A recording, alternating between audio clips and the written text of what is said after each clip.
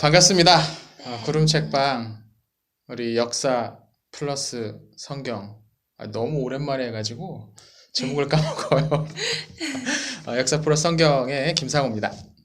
네, 안녕하세요. 박인혜입니다. 네, 오랜만이에요 또. 네. 뭐 이건 찍을 때마다 오랜만이요라고 이야기하는 것 같은데 네. 어떻게 지냈어요? 요즘 코로나여가지고요. 코로나가 너무 유행을 하는 바람에 계속 집안에만 있었던 것 같아요. 정말. 집에서 아예 안 나가고? 네, 아주 슬기로운 집콕 생활을 했습니다. 집에서 주로 뭐 해요? 요리 하지는 잘 못하지만. 요리를 해요? 네. 오. 요즘 달고나 커피 좀 시즌이 지나긴 했는데 뭐 이런 하고도 있고. 네. 그래서. 커피 만들어 먹어요? 네, 커피도 만들어 먹고 뭐 쿠키도 만들고 막 하지만 오. 제대로 먹어본 적은 없는 것 같아요. 왜요? 항상 망쳐가지고요. 오늘 오랜만에 이제 만났는데 오늘 할 이야기의 주제는 군대입니다. 네. 혹시 주변에 군대 간 사람 있나요? 네, 요즘 다 많이 가고 있죠. 하나둘씩 떠나보내고 있습니다. 누가 가요? 이제 또래 고등학교 때 친구들도 하나둘씩 가고 이제 대학 동기도 벌써 이제 군대 지원해서 들어간 친구들도 있고요. 또 아는 선배님들, 뭐 오빠들 다 많이 들어가는 것 같더라고요, 요즘. 그렇구나. 하긴 교회에는 또 동기들도 많이들 가고 또 그렇겠네요. 네, 네. 그렇죠. 오늘은 성경에 나오는 군대 이야기를 좀 해보려고 하는데요. 특히 이제 신약 성경에 나오는 군대, 로마 군대 이야기겠죠. 그래서 오늘 로마 군대 이야기를 좀 해보려고 합니다. 신약 성경 읽다 보면 이 로마 군대에 관한 이야기가 자주 등장해요. 혹시 떠오르는 거 있나요? 예수님이 이제 잡히실 때 네. 예수님의 이렇게 좀 많은 핍박을 가했던 인물들이 로마 군대였었던 걸로 네네, 알고 그렇죠. 있습니다. 예수님 재판할 때 네. 막 예수님 막 때리고 네. 또 뭐 바울 이야기 읽다 보면 그 재판 받으러 가는 그 바울을 옆에서 호송했던 사람들도 뭐 이거 로마 재판이니까 로마 군대가 거기서 호송을 하기도 했었죠. 이 신약 시대 이 팔레스타인 지역은 로마의 속주였기 때문에 로마 군인들이 이제 자주 오고 가곤 했을 겁니다. 물론 다만 이제 거기 로마군이 대대적으로 주둔했던 것은 아니고 아마 로마의 그 총독들 뭐 이런 사람들을 지키기 위한 그런 부대 또 치안을 유지하기 위한 그런 부대들이 많이 있었을 거예요. 그래서 아마 예수님이 사셨던 갈릴리 지역은 특히나 더 이 로마 군대가 많이 있었던 것으로 알려져 있습니다. 근데 예수님 당시에 이제 로마라고 하면은 엄청 강했던 나라로 알고 있는데요. 그러면 그 로마 군대도 강했을 텐데 그 어떤 부분이 가장 특별했는지 궁금합니다. 네, 이건 이제 차분히 한번 이야기를 좀 해보려고 합니다. 예수님이 태어나시기 전 한 100년 전쯤에 로마에 큰 변화가 있었습니다. 그 이전까지 로마는 상비군이라는 게 없었어요. 상비군이 뭔지 알아요? 네, 항상 준비되어져 있는 군대. 네, 상비군. 네, 마치 대본에 써 있다는 듯이. 네, 그렇죠. 상비군은 그러니까 전쟁이 나지 않더라도 군대로 따로 모여서 훈련받고 준비되어 있는 그런 군대가 상비군이라고 불려요. 예수님 태어나시기 한 100년 전쯤까지는 상비군이 없었고 로마에는 전쟁이 나면 그때 이제 사람들을 모아서 군대를 만들고 내보내는 그런 식으로 전쟁을 치렀다는 거죠. 평소부터 계속 군대를 준비해 두는 게 훨씬 더 훈련도 잘 되고 그랬을 텐데 왜 그렇지 않았나요? 네, 그렇죠. 평소에 이제 군대를 많이 만들어 놓으면 사실 그게 더 전투력은 높았을 텐데 문제는 돈이었습니다. 돈이 많이 들거든요. 그러니까 군대라는 게 이게 생산하는 집단이 아니라 소비만 하는 집단이에요. 생각해보면 뭐 그 사람들을 먹여야지, 입혀야지, 또 무기도 제공해야지, 뭐 계속 들어갈 것들이 많단 말이죠. 근데 이 사람들이 군대에 와 있지 않고서 자기 일을 하는 상황이었다면 가서 농사를 지어서 뭐 곡식을 생산해낼 수도 있고 아니면 뭔가 물건을 만들거나 아니면 상업에 종사해서 유통을 하거나 이런 식으로 뭐 오늘날 표현으로 따지면 GDP를 올릴 수가 있는데 이건 군대에 들어가 있으면 그런 것들을 아무것도 할 수 없게 돼버린 거죠. 그러다 보니까 이 사람들을 오랫동안 군대에 잡아두는 것이 경제적으로는 대단히 큰 손실이었어요. 그래서 상비군을 둘 수 없었던 거죠. 이건 사실 오늘날도 마찬가지예요. 돈 때문에. 네. 그럼 이렇게 전쟁이 딱 일어나고 나서 이렇게 사람들을 딱 모아가지고 군대를 만드는 거는 그게 쉽지 않은 일이었을 것 같은데 네. 이 작업을 로마에서는 과거에 어떻게 했는지 궁금합니다. 그렇죠. 일단 생각해 볼 수 있는 건 로마는 전쟁이 굉장히 많이 일어났다는 거예요. 전쟁이 굉장히 많이 일어나서 누구나 평생에 몇 번씩은 전투 경험이 있었을 것으로 보여요. 특히 이제 로마 초기엔 더더욱 많았고 그러다 보니까 이 사람은 그냥 농사 짓는 사람인데 전투에 참여해본 경험이 있는 사람들이에요. 그러니까 급히 이 사람들을 좀 모아다가 훈련을 급히 시켜도 어느 정도 전투력이 나올 수 있었다는 거죠. 또 하나는 이 로마가 이렇게 군대를 동원하는 이 과정이 아주 체계적이고 매뉴얼이 잘 만들어져 있어서 그대로 딱딱딱 집행이 되는 거예요. 그러니까 누가 맞더라도 어느 정도 퀄리티가 나올 수 있게 되어 있다는 거죠.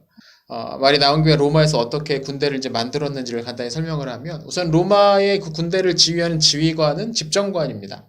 콘술이라고 불리는 이 집정관은 매년 2명씩 선출돼요. 임기가 1년짜리예요. 그러니까 매년 우리나라처럼 매년 대통령을 2명씩 뽑는 거예요. 네. 그래서 이 뽑힌 이 집정관들이 총 지휘를 맡게 됩니다. 근데 이 집정관 한 명당 2개 군단을 맡을 수 있었대요. 이 당시 한 개 군단은 한 4,500명 정도 됐다고 하니까. 그러면 이 사람들이 이제 군대를 어떻게 모으냐면 로마에 35개의 구가 있는데 제비를 뽑아서 그 중에 4개 구를 추첨을 합니다. 그 4개 구에서 병력 자원이 될 만한 사람들을 다 나오게 하는 거죠. 그 다음에 이제 큰 광장에 모여서 4개 구에서 나온 사람들을 16명씩 일렬로 세웠대요. 체격이나 키랑 비슷하게 해가지고. 그래서 4개 군단이 있잖아요. 1군단, 2군단, 3군단, 4군단이 있으니까 1군단 장교들이 나와서 그 중에 16명 중에 4명을 딱딱딱딱 뽑아서 갑니다. 그 다음 2군단 4명이 와서 또 4명을 뽑아가고 3군단, 4군단 식으로 가는 거예요. 그럼 각 군단별로 4명씩 뽑혔죠? 그 다음에 이제 또 16명이 또 나와요. 네, 그 다음에 이제 2군단 장교들부터 4명, 3군단, 4군단, 이번에 1군단 그 순서대로. 다음엔 3, 4, 1, 2 이런 식으로. 와, 복잡하다. 그래서 계속 나와요. 계속 16명씩 나오면 숫자가 찰 때까지, 그러니까 한 개 군단 4,500명이 찰 때까지 그 일을 반복해서 하는 거죠. 우리가 생각하면 이거 또 언제 그거 다 하나 되게 복잡하다 싶었는데 이 사람들은 맨날 전쟁하는 사람들이니까 이게 아주 익숙했던 것 같아요. 진짜 체계적으로 이렇게 군대를 구성했던 게 네. 이제 보여지는데 그럼 되게 이렇게 돌아가면서 제비뽑기식으로 뽑아가지고 한다면 군단들이 되게 비슷한 수준으로 이제 형성되었다고 볼 수 있겠네요. 그렇죠. 아주 평균적으로 이렇게 만들어져 갈 수 있었다는 거죠. 그러면 그 전쟁에 나가는 데 있어서 다른 그런 조건이라든지 갖추어져야 될 것은 없었나요? 그 로마 군대에 들어가서 싸우기 위해 가장 중요한 조건은 뭐냐면 일단 로마 시민권을 가지고 있어야 돼요. 네. 그러니까 시민권이 없는 사람은 로마 군대에 들어갈 수가 없었던 거죠. 대신 이제 로마 시민권자들은 군대에 이렇게 자기 의사와 상관없이 이제 동원돼야 되니까 뭔가 손해잖아요. 네. 그럼 이거를 이제 뭔가 좀 갚아주는 차원에서 였는지. 그래서 이 로마 시민권자들은 대신 직접세를 내지 않았다고 합니다. 직접세, 간접세의 차이가 뭐냐면 간접세는 우리가 다른 걸 하다가 거기에 세금이 붙어 있는 거예요. 그러니까 예를 들어 우리가 뭐 핸드백을 사거나 네. 옷을 사면 거기에 뭐가 붙나요? 부가세. 부가세가 붙죠. 네. 그게 간접세예요. 네. 그러니까 우리가 뭔가 상품을 구입할 때 거기에 붙어 있는 세금 이런 게 이제 간접세예요. 직접세는 그냥 넌 1인당 얼마씩 내야 돼. 이게 이제 직접세죠. 근데 이 당시 이제 로마 시민이 아닌 사람들은 1년에 10분의 1씩 소득의 10분의 1을 세금으로 내야 됐는데 그 10분의 1 세금을 내지 않아도 됐다는 거죠.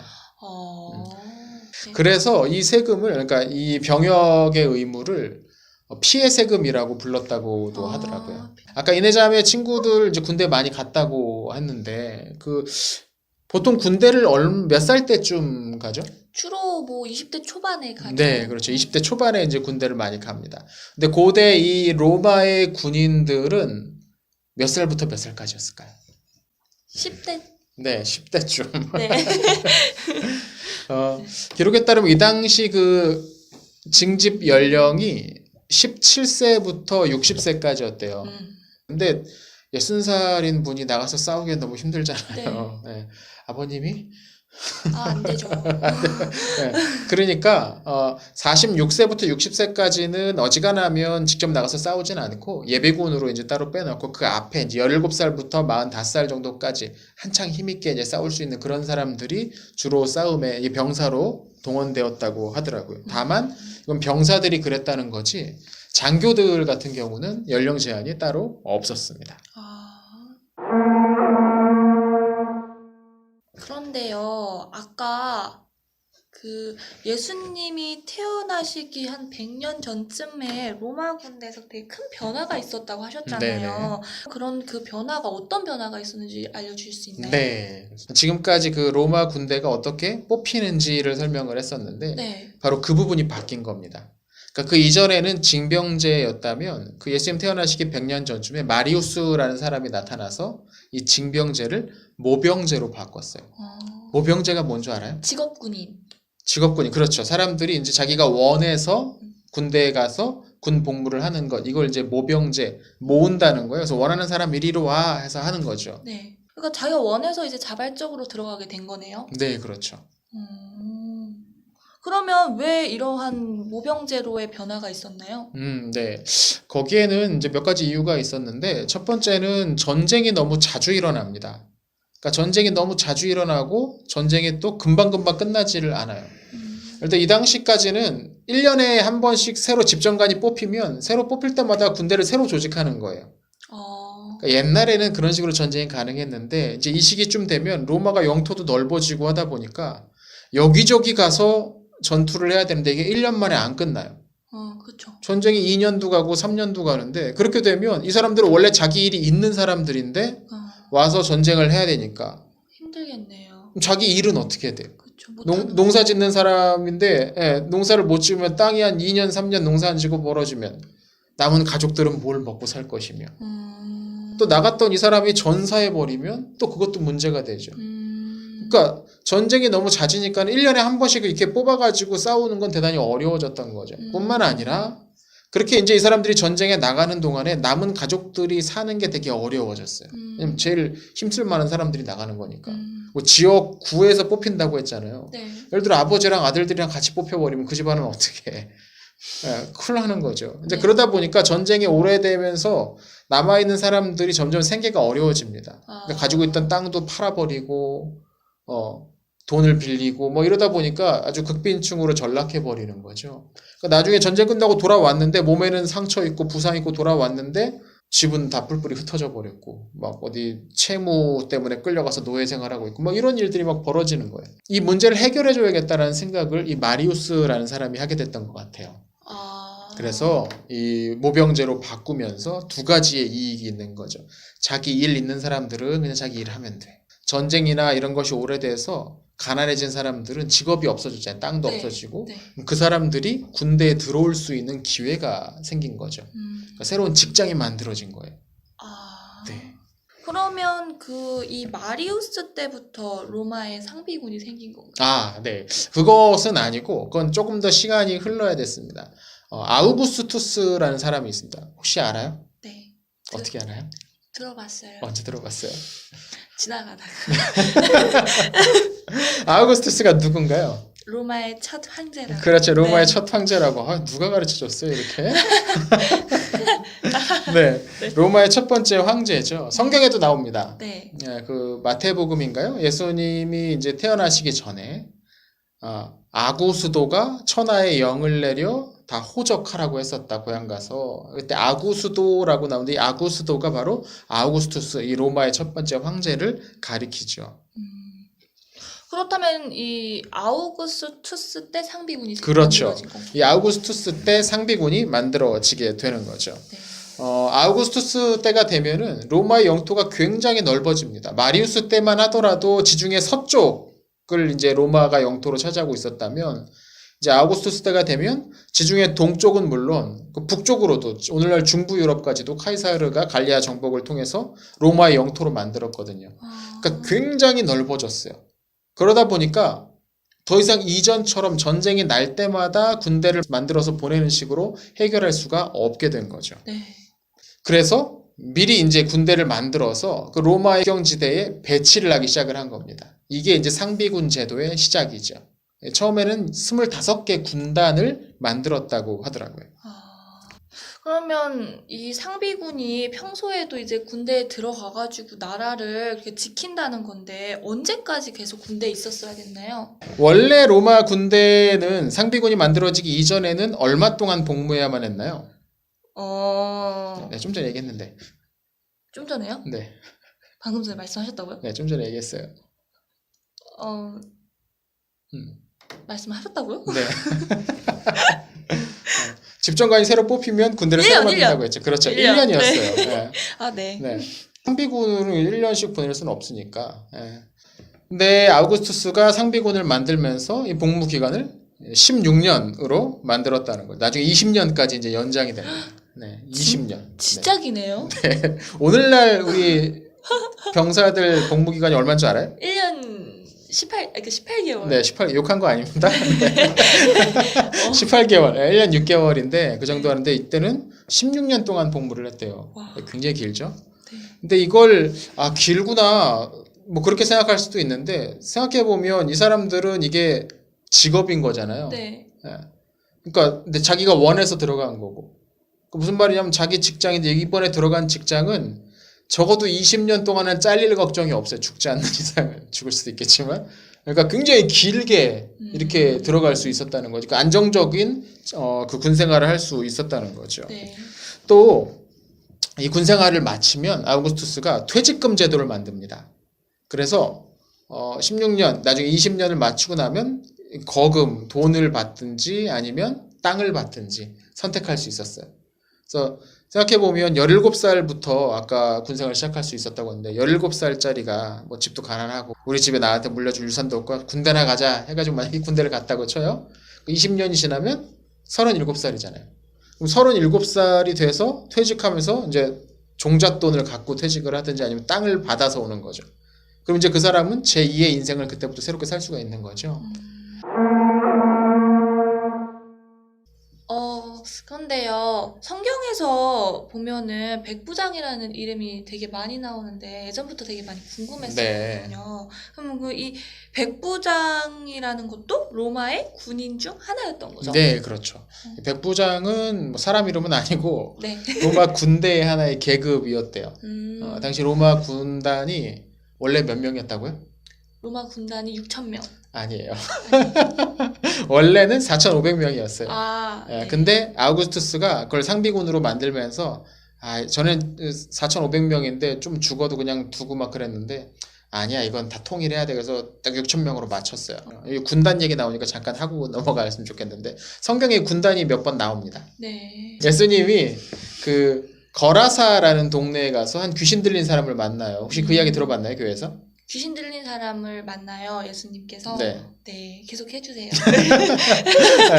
근데 그 귀신 들린 사람을 만났는데 그 사람이 당신 누군지 안다고 왜 왔는지도 안다고. 그러니까 예수님이 네 이름이 뭐냐라고 했을 때 제 이름이 군대입니다라고 대답을 하거든요. 이때 군대로 번역된 게 이 로마의 이 군단, 그러니까 레기온이라는 바로 그 단어입니다. 그러니까 레기온이 6,000명이었다니까 예수님 시대에는 이미 이제 6,000명으로 이제 변했으니까 이제 이 사람이 군대입니다라고 이야기했던 건 그 사람이 안에 귀신이 엄청 많았다. 굉장히 많았다는 그 이야기인 거죠. 나중에 이제 그 귀신을 어디로 쫓아보내시게? 이거는 알아요. 네, 뭐죠?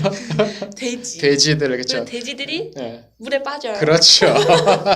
네. 그 이야기에서 이제 군단이 한번 나오고 또 한 번 나오는 게 뭐냐면 겟세마네 기도하시는 장면입니다. 지난주가 이제 고난주간이었는데 네. 예수님께서 마지막으로 기도하셨을 때 기도를 마치시고 나니까 대제사장이 보낸 사람들이 예수님 잡으러 오죠. 네. 그때 이제 예수님 제자 중에 하나였던 베드로가 칼을 꺼내서 그 잡으러 온 사람의 한 명의 귀를 잘라내는데 네. 그때 예수님께서 야 칼 집어 넣어라 칼로 일어선 사람은 칼로 망한다 라고 하시면서 뭐라고 하시냐면 내가 지금이라도 우리 아버지께 구해서 12군단이 넘는 천사들을 불러오지 못할 것 같으냐 라고 말씀을 하세요. 이때 12군단이라는 표현이 나오죠. 12군단이 넘는 천사. 아까 말했죠. 이때 군단이 총 몇 개였다고요? 군단이 몇 개냐고요? 네. 군단이 몇 개냐면 25개. 그렇죠. 25개. 네. 오늘 되게 급해요, 이제. 대본에 안 써 있어요. 25개. 네, 25개 군단이었는데 그 중에 12개의 군단을 내가 여기로 지금 못 불러오겠느냐? 그러니까 천사들로 구성된 하물며. 그러니까 굉장히 큰 일이었던 거죠. 들은 사람들 입장에서는. 자, 로마의 한 개 군단이 그렇게 6,000명이었는데 이 6,000명의 한 개 군단은 다시 10개 대대로 나눠졌대요. 그러면 한 개 대대는 몇 명씩일까요? 600명. 600명이죠. 네네. 그렇죠. 그 600명의 대대는 다시 6개의 이 백인대로 나누어졌대요. 그래서 한 개의 백인대는 100명씩 구성돼 있었던 거죠. 그러니까 이게 이전과는 또 달라요. 이 군제로 이렇게 개혁하기 이전에 한 개의 부대에 뭐 80명씩 그 정도 이제 배속돼 있었는데 아구티누스가 이제 이걸 아주 그냥 다 바꿨죠. 이제 숫자를 다 맞춰가지고. 그래서 그 백인대를 지휘하는 것이 백인대장, 성경에 나오는 백부장이었다는 겁니다. 아, 그래서 백부장인 네, 거예요? 그래서 백부장이. 성경에 천부장이란 말도 나와요. 그럼 1000명을 이제 하시는 분인 건가요? 아, 그건 아니고 아마 저기 그때 말했던 그 한 개 대대 600명이죠. 그죠? 네. 그 정도를 지휘하는 사람들이 이제 대대장이었는데 아마 성경에 나오는 천부장은 그 사람들을 가리켰던 게 아닌가 싶어요. 네. 그렇구나. 근데 이 백인대장들은 백부장들은 다른 고위 그 장교들은 이제 위에서 임명되는 경우가 많았는데 이 백부장들은 그 100명 그 부하들이 선거를 해서 투표를 해서 뽑았대요. 이 사람들이 전쟁이 나면 이 100명 자기 부하들과 함께 제일 먼저 달려가서 싸우고 가장 앞장서 싸우는 사람들이 백부장이었기 때문에 무능한 사람이 뽑히면 그 밑에 있는 사람들은 다 같이 죽을 확률이 높아져요. 그러다 보니까 백부장은 성격은 조금 더러워도 네, 싸움은 제대로 할 줄 아는 사람 또 통솔력도 좀 있는 사람들 자기 부하들 살릴 줄 아는 자기만 생각하면 그 사람 백부장 안 뽑겠죠. 네. 자기 부하들도 좀 아끼는 사람 이런 사람들이 이제 많이들 뽑혔다고 하더라고요. 물론 다 그렇게 뽑힌 건 아니겠지만 그래서 그런지 성경에 나오는 백부장들은 대체적으로 좋은 사람들로 묘사됩니다. 혹시 성경에 나오는 백부장 이야기 기억나는 사람 있나요? 자기가 부리고 있는 종이 있었는데 그 종을 고쳐달라고 했었던 백부장. 그렇죠. 예, 그 백부장. 이게 대단한 이유가 뭐냐면 기특해요. 거의 쥐렇게. 아유 기특해. 그 백부장을 보고서 예수님이 크게 놀라셨습니다. 네. 이유가 있는데 사실 그 당시 노예가 심한 병이 들어오면 못 고칠 것 같다 그러면 갖다 버리면 그만이거든요. 근데 유독 그 백부장은 그 노예가 병든 것을 안타깝게 여기고 고치려고 예수님한테 나오기까지 했어요. 근데 그 백부장이 했던 행동 가운데 또 하나 특이한 점이 있었어요. 뭐예요? 예수님이 그럼 내가 그 당신 집 가서 고쳐줄게요 라고 했더니 이 사람이 안 됩니다 라고 얘기합니다. 왜요? 고쳐달라고 했으면서? 이 백부장이 하는 말이 예수님 같은 분은 저희 집에 저희같이 비천한 집에 누추한 집에 오시는 걸 제가 감당을 못하겠습니다. 그냥 여기서 말씀만 하셔도 저의 조홍의 병은 나을 거라고 제가 믿습니다. 대박. 라고 대답을 했죠. 이게 백부장은 아까 얘기했잖아요. 로마 군인은 다들 로마 시민권자, 그러니까 로마 사람들이어야만 했어요. 이 당시 유대인들은 거의 군생활 안 했으니까. 그 당시에 예수님을 안 믿는 사람들이 이스라엘 땅 안에서도 수두락했는데 이 이방인인 이 백부장이 예수님 그냥 여기서 말씀만 하셔도 제 그 종의 병은 나을 겁니다 라고 고백했다라는 거. 예수님이 그걸 보고서 크게 놀라셨죠. 그러면서 되게 감탄하십니다. 야, 내가 이런 믿음을 이스라엘 사람들 중에서도 본 적이 없다라고 했던 그렇게 아주 믿음 좋은 사람으로 등장했던 게 바로 그 백부장이었죠. 또 백부장 가운데 한 명은 얼마 전에 이제 고난주간이어서 자꾸 이제 그 얘기하게 되는데 예수님이 십자가에 달리셔서 돌아가셨을 때 그 바로 옆에 백부장이 또 한 명이 있었어요. 그 처형 절차를 집행했던 게 이제 로마에서 하는 거니까. 근데 그때 그 백부장이 뭐라고 고백하냐면 이 사람은 진짜 하나님의 아들이었다라고 고백하기도 했었죠. 그러면 거기에 더불어서 고넬료라고 하는 사람도 백부장이었나? 백부장이었었죠? 네, 네. 였었죠. 네, 고넬료, 라틴어 이름은 코르넬리우스. 이 코르넬리우스도 코로나. 코로나 아니야. 코르넬리우스. 네, 유명한 그 가문명이에요. 네, 이 코르넬리우스도 백부장이었죠. 이 백부장이 사도행전에 나오는데 하나님도 잘 믿고 그 율법에도 뭐 관심이 있고 막 그런 사람으로 묘사가 돼요. 근데 오늘 기도하는데 너 저기 가서 베드로라는 사람이 있는데 데리고 와라 라는 말씀을 들어요. 기도하던 중에 막 그런 하나님의 음성을 들어보고 해봤어요? 아니요. 안 들어봤어요. 네. 그래서 이제 찾아가도록 이제 자기 종을 시켰죠. 근데 그때 베드로는 뭐 하고 있었냐면 기도하고 있었어요. 기도하는데 하늘에서 뭔가가 쭉 내려오더니 그걸 딱 풀어보니까 그 안에 온갖 부정한 동물들, 짐승들 막 그런 거 잔뜩 있는데 음성이 나오기를 그걸 잡아 먹으라라고 이야기가 나왔습니다. 베드로가 못 먹습니다. 이건 부정한 겁니다. 라고 했더니 또 다른 게 내려오고 또 다른 게 내려와. 근데 그때마다 저는 이 부정한 거 못 먹겠습니다. 라고 했더니 하늘에서 무슨 목소리가 들리냐면 내가 괜찮다고 했으니 부정하다고 말하지 말아라 라는 목소리가 들려요. 딱 그 환상이 사라지고 났을 때 고넬료가 보낸 사람이 베드로에게 딱 나옵니다. 베드로가 딱 만나고서 보니까 고넬료? 이방인?